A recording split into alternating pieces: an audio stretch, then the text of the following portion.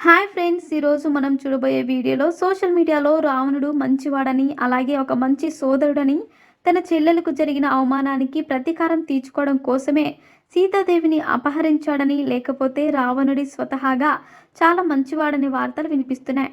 అసలు ఈ వార్తలు ఎంతవరకు నిజమో ఈ వీడియోలో తెలుసుకుందాం. రావణుడు ఎంత శక్తివంతుడు, అలాగే ఎంత మహాజ్ఞాని అయినప్పటికీ అతను సీతాదేవిని అపహరించి తన జీవితంలో చాలా పెద్ద తప్పు చేశారు. అంతేకాకుండా రావణాసురుడు సీతాదేవి కోసం మారీచుడు అనే రాక్షసుని కూడా చంపడానికి ప్రయత్నించాడు. అలాగే సీతాదేవిని అపహరించే సమయంలో అడ్డం వచ్చిన జటాయువును కూడా రావణాసురుడు చంపేశాడు.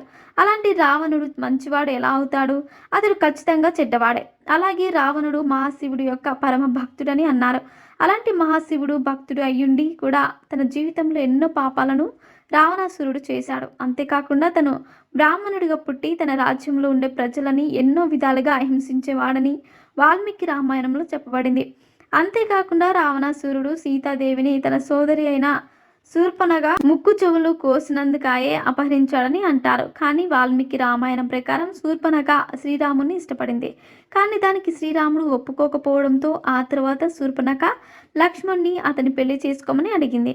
లక్ష్మణుడు కూడా ఒప్పుకోకపోవడంతో శూర్పణఖ సీతాదేవిని చంపడానికి ప్రయత్నించింది. అందుకే లక్ష్మణుడు శూర్పణఖకు ముక్కులు చెవులను కోసేశాడని వాల్మీకి రామాయణంలో చెప్పబడింది. అంతేకాకుండా శూర్పణఖ లక్ష్మణుడు తన ముక్కు చెవులు కోశాడని కోపంతో రావణాసురుడి దగ్గరికి వెళ్ళి, నీకోసం నేను ఒక అందమైన అమ్మాయిని చూశాను, ఆమెను నీ దగ్గరకు తీసుకొస్తుంటే లక్ష్మణుడు తన ముక్కు చెవులు కోసేశాడని అబద్ధం చెప్పింది. అది నమ్మిన రావణుడు తన చెల్లెలి కోసం కాకుండా కేవలం సీతాదేవిని సొంతం చేసుకోవడం కోసమే ఆమెను అపహరించి లంకా నగరానికి తీసుకొచ్చాడు. అలాంటి రావణాసురుడు ఎలా మంచివాడవుతాడు? అంతేకాకుండా చాలామంది రావణాసురుడు సీతాదేవిని అపహరించినప్పటికీ ఆమెను చాలా గౌరవంగా చూసేవాడేవి అంటారు.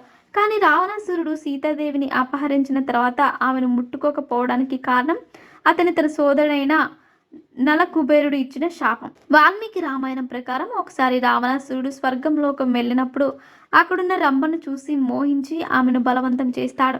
కానీ రంభ రావణాసురుడు సోదరుడైన నలకుబేరుని భార్య. ఈ విషయం తెలిసిన నలకుబేరుడు రావణాసురుని, ఇప్పటి నుంచి నువ్వు ఏ ఆడదాన్నైనా ఆమె ఇష్టం లేకుండా ముట్టుకుంటే నీ తల 1000 చెక్కలుగా అవుతుందని శాపం ఇస్తాడు.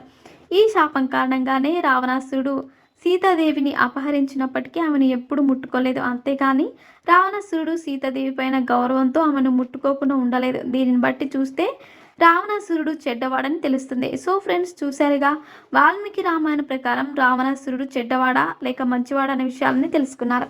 ఇలాంటి మరిన్ని విషయాలను మీరు తెలుసుకోవాలనుకుంటే వెంటనే మా ఛానల్ని సబ్స్క్రైబ్ చేసుకోండి.